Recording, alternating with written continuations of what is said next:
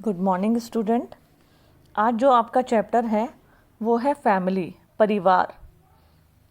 तो जैसा कि आप सभी जानते हैं, परिवार शब्द से हम लोग भली भांति परिचित हैं, क्योंकि हम सभी लोग समूह के रूप में कहीं ना कहीं अपने परिवार के साथ रहते हैं। हम कहते भी हैं कि हम अपने परिवार में रहते हैं। लेकिन आज हम समाजशास्त्र में परिवार के बारे में जानेंगे। और परिवार की यदि हम बात करें तो मानव समाज का इतिहास परिवार का इतिहास रहा है, क्योंकि प्रारंभ से ही परिवार किसी न किसी रूप में मनुष्य के साथ रहा है।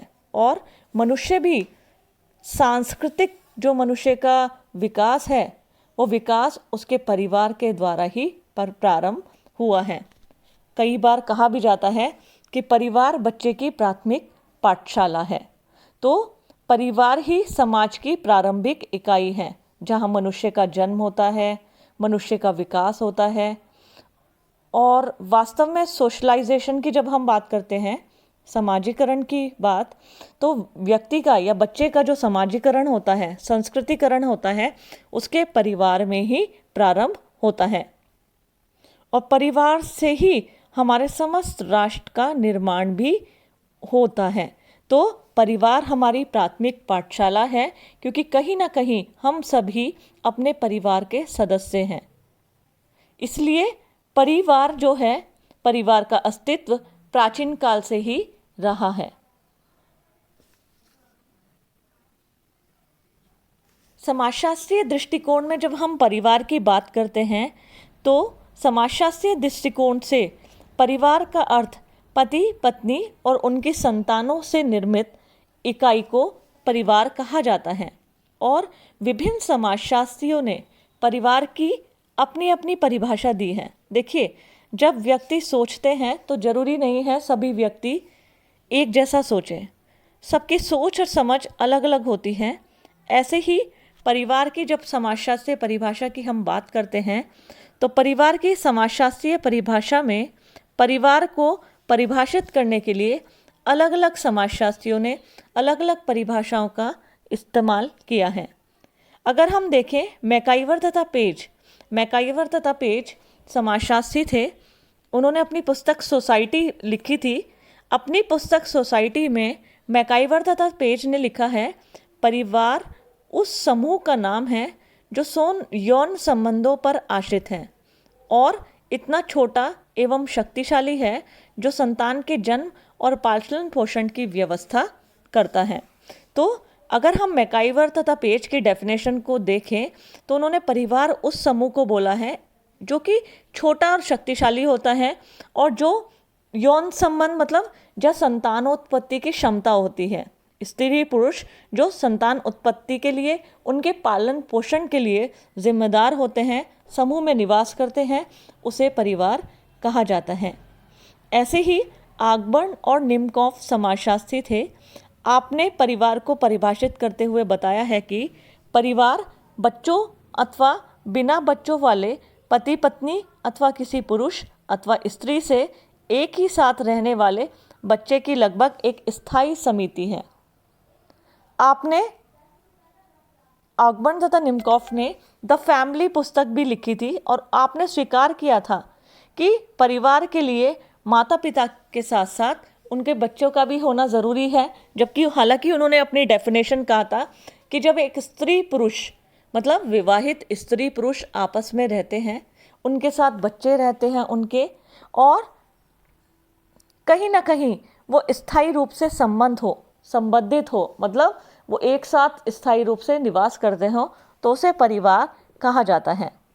ऐसे ही किंग्सले डेविस ने परिवार को परिभाषित करते हुए कहा था कि परिवार ऐसे व्यक्तियों का समूह है जिनके एक दूसरे के प्रति संबंध जो होते हैं वो समरसता पर आधारित होते हैं और जो इस प्रकार एक दूसरे के नातेदार होते हैं। देखिए, किंग्सले डेविस ने किताब लिखी थी ह्यूमन सोसाइटी में आपने जब परिवार की परिभाषा दी थी तो आपने बताया था कि परिवार ऐसे व्यक्तियों का समूह है जिनमें एक दूसरे के प्रति संबंध और समरसता पर आधारित होते हैं। मतलब जहाँ जो जैसे माता पिता हैं, भाई बहन हैं, और या स्त्री पुरुष पति पत्नी हैं, उनमें जो संबंध होते हैं वो संबंध या तो समरसता के आधार पर होते हैं या विवाह के आधार पर होते हैं। जब इन संबंधों का निर्माण होता है उससे परिवार बनता है। लूसी मेयर के शब्दों में परिवार एक गृहस्थ समूह है जिसमें माता पिता तथा उनकी संतानें साथ साथ रहते हैं। इसके मूल रूप में दंपति और उनकी संतान रहती है। अगर हम इस लूसी मेयर की परिभाषा को विस्तारित रूप दें तो वास्तव में परिवार जो है एक गृहस्थ समूह है। गृहस्थ समूह मतलब जो एक साथ निवास करते हैं, जिनमें माता पिता और उनकी संतानें एक साथ रहती हैं।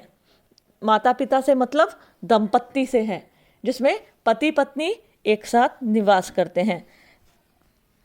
तो इन सभी परिभाषाओं से स्पष्ट हुआ है कि परिवार जो है ऐसे व्यक्तियों का छोटा समूह है जो रक्त संबंधों, सेवा की भावना, विवाह संबंधों द्वारा निर्मित होता है। ऐसा कहा भी जाता है कि परिवार विवाह, रक्त संबंध अतः नातेदारी से बंधे हुए व्यक्तियों का एक छोटा सा संगठन है। तो सभी स्टूडेंट ध्यान देंगे, समाजशास्त्रीय परिप्रेक्ष्य में हम परिवार को विवाह संबंध, रक्त संबंध और नातेदारी से बंधे हुए व्यक्तियों के समूह के रूप में परिभाषित करते हैं। जैसे कि चैप्टर के स्टार्ट करने से पहले मैंने आप सभी को बताया था कि हम सभी लोग अपने परिवार में निवास करते हैं। लेकिन अगर हम परिवार की निश्चित परिभाषा की बात करें या समाजशास्त्रीय दृष्टिकोण में परिवार की बात करें तो परिवार स्त्री पुरुष और उनकी विवाहित और अविवाहित संतानों से निर्मित एक ऐसा समूह है जहाँ सभी लोग स्थायी रूप से निवास करते हैं। तो परिवार क्या है? स्त्री पुरुष और उनके बच्चों से निर्मित एक समूह है। स्टूडेंट, अब हम बात करेंगे परिवार की प्रमुख विशेषताएं, चीफ कैरेक्टरिस्टिक्स ऑफ फैमिली। देखिए, ऐसी आधार जिनके आधार पर हम किसी समूह को परिवार कहते हैं, वास्तविक वो विशेषताएं या वो आधार क्या हैं? तो सबसे पहला है जैसे विवाह संबंध।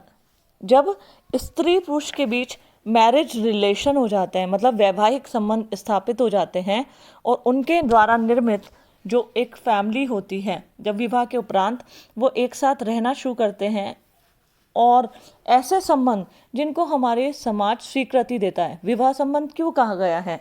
क्योंकि अगर हम अपने भारतीय समाज की बात करें तो भारतीय समाज में उन संबंधों को ही हमारा समाज स्वीकृति देता है जिन संबंधों के निर्माण का आधार क्या होता है? विवाह होता है। हमारे यहाँ विवाह से पूर्व संबंधों को मान्यता नहीं दी जाती है। उन संतानों को भी मान्यता तभी मिलती है जो किसी वैवाहिक स्त्री पुरुष के मेल से उत्पन्न होते हैं। तो विवाह की सबसे पहली विशेषता है परिवार की सबसे पहली विशेषता है वैवाहिक संबंध, कि जब एक स्त्री पुरुष का विवाह स्थापित हो जाता है, उनके संबंधों को समाज स्वीकृत दे देता है, तो उससे परिवार का निर्माण होता है। और ये भी स्पष्ट कर लेना चाहिए कि विवाह संबंध आजीवन बने रहते हैं। हालांकि जब तक कभी किसी कारणवश, मृत्यु के कारण या विवाह विच्छेद के कारण, जिसे डाइवोर्स कहते हैं, वो टूट ना जाए, तब तक क्या होता है? वैवाहिक संबंध आजीवन बने रहते हैं। फिर विवाह की विशेषता है सर्वव्यापकता। सर्वव्यापकता की अगर हम बात करें कि सभी सामाजिक संस्थाओं, समितियों में परिवार सबसे अधिक सर्वव्यापी है। आपने देखा होगा प्राचीन काल से लेकर अब तक किसी न किसी रूप में समाज के विकास के सभी स्तरों में परिवार अवश्य पाया जाता है। भविष्य में भी परिवार के, अगर हम ये नहीं कह सकते कि जैसे हम विदेशों में देखते हैं कि बच्चे बहुत 14-15 साल जब एडल्ट हो जाते हैं अपने माता पिता से अलग रहना शुरू कर देते हैं। वहाँ क्या होता है? वैवाहिक संबंध या ये सब बहुत ज़्यादा लंबी अवधि तक नहीं रहते। लेकिन अगर हम भारतीय समाज की बात करें, भारतीय समाज की जड़ें इसकी परंपराओं और प्रथाओं से जुड़ी हुई है। यहाँ परिवार, माता पिता और उनकी संतानों का अस्तित्व अपनी माता पिता के साथ जीवन पर्यंत जुड़ा रहता है। इसलिए भारतीय समाज में परिवार जो है कभी ना समाप्त होने वाला समूह और समिति कहा जाता है। भविष्य में भी ऐसा कहा जाता है। परिवार को यहाँ समाप्त किया जाना असंभव है, क्योंकि कुछ पश्चिमी विचारक कहते हैं कि अब भविष्य में भारत में परिवार, विवाह, नातेदारी, इन सब का अंत हो जाएगा।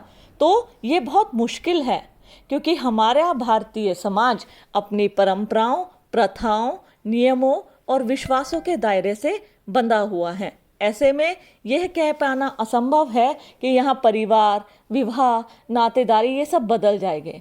हाँ, परिवर्तन प्रकृति का नियम है, परिवर्तन थोड़ा बहुत हो सकता है, लेकिन बिल्कुल ही वह बदल जाए यह कह पाना बिल्कुल क्या है, असंभव है। साथ ही साथ अगर हम नेक्स्ट इसकी विशेषता की बात करें तो वो है भावनात्मक आधार। देखिए, जब एक परिवार के सदस्य या परिवार का निर्माण होता है तो उन सभी के बीच क्या होता है, भावनात्मक आधार पर वह एक दूसरे से बंधे रहते हैं।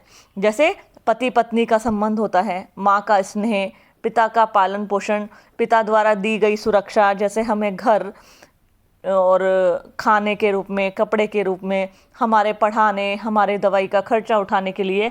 तो ये क्या होता है, कहीं ना कहीं परिवार में सभी सदस्य भावनात्मक आधार पर एक दूसरे से जुड़े हुए रहते हैं, जिस कारण सभी सदस्यों में परस्पर स्नेह और सहयोग की भावना हमेशा विद्यमान रहती है। साथ ही साथ परिवार की अगर हम अन्य विशेषता की बात करें तो रचनात्मक प्रभाव। रचनात्मक प्रभाव किसे कहते हैं कि परिवार के सभी सदस्य का एक दूसरे पर रचनात्मक प्रभाव होता है। मतलब रचनात्मक प्रभाव किस लिए आया है, रचनात्मक क्रिएटिविटी मतलब इस वर्ड को कहते हैं। हमने समाजीकरण, आप सभी ने सुना है शब्द सोशलाइजेशन। हमें खाना, एक बच्चा जब जन्म लेता है अपने परिवार में तो बच्चा क्या होता है, उसमें बुद्धि नहीं होती, उसमें जानकारी नहीं होती, लेकिन परिवार को बच्चे की प्राथमिक पाठशाला कहा जाता है। तो वो क्या होता है, अपने परिवार से जुड़ा रहता है, वह खाना सीखता है, चलना सीखता है, व्यवहार करना सीखता है। एक बच्चा अपनी माता पिता, अपने भाई बहन के संपर्क में आकर कि कैसे चला जाता है, कैसे खाया जाता है, कैसे बोला जाता है, किन शब्दों को बोलना है, किन को नहीं बोलना है, हमें बड़ों के साथ कैसा व्यवहार करना है, ये कोई पुस्तक में तो नहीं लिखा है कि किसी बच्चे को पैदा होते साथ हम कोई किताब दे देते हैं, ऐसा तो नहीं होता। लेकिन हाँ, परिवार को बच्चे की प्राथमिक पाठशाला बोला जाता है। तो बच्चा क्या होता है, अपने परिवार से जुड़ा होता है, तो परिवार के माध्यम से वो सब चीज़ों को आत्मीकरण, आत्मसात करता है, सीखता है और समाज का सदस्य बनता है। इसलिए कहा गया है कि परिवार का बच्चे पर क्या पड़ता है, रचनात्मक प्रभाव पड़ता है। परिवार की एक विशेषता होती है छोटा आकार। लेकिन यहाँ मैं आपको क्लियर कर दूं, परिवार चाहे संयुक्त परिवार हो, चाहे एकांकी परिवार, बड़ा परिवार जिसे कहते हैं, छोटा परिवार जिसे कहते हैं, या विस्तारित परिवार, सब परिवार के स्वरूप है। लेकिन वास्तव में जो परिवार के निर्माण का प्राथमिक आधार होता है, प्राथमिक आधार होते हैं विवाह संबंध, तो उससे क्या होता है, परिवार का स्वरूप पहले क्या होता है, बहुत छोटा होता है। ऐसे ही अगर हम परिवार की बात करें, परिवार में क्या होता है, परिवार का सीमित आधार होता है। सीमित आधार का मतलब है परिवार का आकार सीमित होता है। सदस्यों की संख्या जो होती है, अगर मैं कितना भी संयुक्त परिवार कह लूँ कि वहाँ 100-200 से ज़्यादा अधिक संख्या नहीं हो सकती। अगली विशेषता है परिवार की, सदस्यों का असीमित उत्तरदायित्व। मतलब परिवार वह स्थान है जहाँ हर व्यक्ति का, चाहे माता पिता हैं, चाहे भाई बहन हैं, चाहे कोई भी हैं, उनके उत्तरदायित्व असीमित होते हैं। जहाँ बड़े बड़े परिवार होते हैं, संयुक्त परिवार, वहाँ पे सभी लोग संयुक्त संपत्ति के स्वामी होते हैं, सभी लोग मिलजुल कर कार्य करते हैं। तो परिवार में क्या होता है, सभी के असीमित उत्तरदायित्व होते हैं। हम ऐसा नहीं है सिर्फ भोजन खिलाना माँ का दायित्व है, या माँ का कार्य सिर्फ घर का काम करना, भोजन खिलाना है। कहीं ना कहीं बच्चों का समाजीकरण करना, अच्छे व्यवहार की शिक्षा देना, साथ ही साथ अपने बच्चों का पालन पोषण करना। सिर्फ खाना खिलाने से ही पालन पोषण नहीं होता। कई बार जब माँ का बच्चा बीमार होता है तो उसका पालन पोषण करना, उसकी देख रेख करना, और ऐसा नहीं सिर्फ माँ का, हर परिवार में हर समय सदस्यों के जो उत्तरदायित्व होते हैं वो असीमित होते हैं। और वास्तव में ये बोझ भी नहीं लगते। जब हम अपने कार्यों को समझते हैं, कार्य करते हैं, तो हम आनंद पूर्वक अपने सभी कार्यों को कर जाते हैं और उन्हें करने में अच्छा लगता है। जब कोई तीज त्योहार होता है, घर में उत्सव होता है, तो आनंद की अनुभूति होती है। जब हम घर में कोई तीज त्योहार होता है, धार्मिक उत्सव होता है, तो परिवार के सब सदस्य आनंद पूर्वक जब उसमें प्रतिभाग करते हैं, मिलजुल कर खाना पकाते हैं, पूजा करते हैं, तो उसका वो कार्य बोझ नहीं लगता, उसका सभी लोग क्या करते हैं, आनंद लेते हैं। तो परिवार में सभी सदस्यों की क्या होती है, अपनी अपनी जिम्मेदारियां होती हैं, जो सभी लोग अपना बखूबी निभाते हैं। नेक्स्ट इसमें इसकी विशेषता है सामाजिक नियंत्रण। देखिए, अभी मैंने बीए फर्स्ट ईयर्स में आप सभी को सामाजिक नियंत्रण पढ़ाया था। तो सामाजिक नियंत्रण में मैंने आपको जब औपचारिक अनौपचारिक सामाजिक नियंत्रण बताया था, तो औपचारिक नियंत्रण जो कानून, प्रशासन, न्यायालय, जेल द्वारा रखा जाता है। अनौपचारिक नियंत्रण जो हमारा स्वतः का होता है, हमारी प्राथमिक संस्थाओं, हमारे नियम, विश्वास, इनके द्वारा हमारे ऊपर लगाया जाता है। तो परिवार के जो नियम होते हैं, समाज में नियंत्रण स्थापित करने में सबसे अधिक प्रभावपूर्ण सिद्ध होते हैं। परिवार, अगर हम देखा जाए तो परिवार पग पग पर हमारे ऊपर नियंत्रण रखता है। सामाजिक संबंधों के रूप में व्यवहार जब हम करते हैं, किसी को नमस्कार करना, पैर छूना, ठीक है, अपने संस्कारों को प्रदर्शन करना, रीति रिवाजों को निभाना, धार्मिक शिक्षा, ये सब क्या है, ये हमारे व्यवहार को नियंत्रित करते हैं। तो परिवार सामाजिक नियंत्रण की एक इकाई भी है। साथ ही साथ परिवार की अगर हम अन्य विशेषता की बात करें, तो परिवार का स्थायी व अस्थायी स्वभाव। देखिए, परिवार को समिति भी कहा जाता है और संस्था भी। ऐसा क्यों कहा जाता है? समिति किसे कहते हैं? समिति व्यक्तियों का ऐसा समूह है जो उद्देश्यों की पूर्ति के लिए गठित किया जाता है। जब उद्देश्य पूर्ण हो जाते हैं तो समिति क्या हो जाती है, विघटित हो जाती है। और संस्था नियमों तथा कार्य प्रणालियों की व्यवस्था को संस्था कहते हैं। तो यदि परिवार के पति पत्नी और बच्चों का एक संगठन मान लिया जाए तो परिवार एक समिति है। आप कहेंगे हम जब संगठन ऑर्गेनाइजेशन मानते हैं तो ये समिति क्यों है? ये विघटित कब होती है? जब माता पिता अपने बच्चों का विवाह करते हैं, विवाह करके लड़कियां अपने अपने घर चली जाती हैं, तो ऐसा होता है दायित्व की उद्देश्यों की पूर्ति। मैंने अभी बताया समिति किसे कहते हैं? समिति कहते हैं कि जब निश्चित उद्देश्यों की पूर्ति के लिए वो समिति बनाई जाती है। जब उद्देश्य पूर्ण हो जाते हैं तो समिति विखंडित हो जाती है। हालांकि परिवार में जब माता पिता अपने संतानों का विवाह करते हैं, कुछ बच्चे पढ़ने चले जाते हैं, तो वो अपने दायित्वों की पूर्ति करते हैं, अपने बच्चों को पैरों पे खड़ा कर देते हैं। तो उस रूप में हम परिवार को क्या कह सकते हैं? समिति कह सकते हैं। और यदि हम परिवार को संस्था कहते हैं तो परिवार कुछ नियमों और कार्य विधियों की एक व्यवस्था मानते हैं। परिवार में कुछ नियम, कार्यविधियाँ, जैसे माता पिता का यह अधिकार है, माता पिता का यह दायित्व है कि वे अपने बच्चों का भरण पोषण करें, उनको शिक्षा दें, लड़कियों का विवाह करें। तो नियमों, कार्य प्रणालियों के रूप में हम परिवार को क्या कहते हैं? संस्था कहते हैं। तो इसलिए समिति क्या होती है? अस्थायी होती है, और संस्था क्या होती है? स्थायी होती है। इसलिए कहा जाता है परिवार का अस्थायी और स्थायी स्वभाव होता है। तो बच्चों, ये सब थी परिवार की परिभाषा और परिवार की विशेषताएं। ये सभी विशेषताएं आप सभी टू द पॉइंट लिखिएगा। देखिए, एग्जामिनेशन में जब कभी क्वेश्चन आता है, क्वेश्चन भी मैं आपको बता देती हूँ, क्वेश्चन इसमें से किस तरीके का आएगा। क्वेश्चन या तो आपसे पूछा जाएगा परिवार किसे कहते हैं, अगर शॉर्ट क्वेश्चन आता है परिवार किसे कहते हैं, या फिर परिवार की परिभाषा बताइए, परिवार को परिभाषित कीजिए। अन्यथा अगर क्वेश्चन आता है कि परिवार की विशेषताएं बताइए, अगर ये विस्तृत उत्तरीय प्रश्न जिसे हम लॉन्ग क्वेश्चन कहते हैं उसके रूप में आता है, तो इसका एक क्वेश्चन बनता है, आप सभी लोग नोट कर लीजिए, परिवार को परिभाषित कीजिए तथा परिवार की प्रमुख विशेषताओं का विस्तृत वर्णन कीजिए। दोबारा से रिपीट करती हूँ, परिवार को परिभाषित कीजिए तथा परिवार की प्रमुख विशेषताओं का विस्तृत वर्णन कीजिए।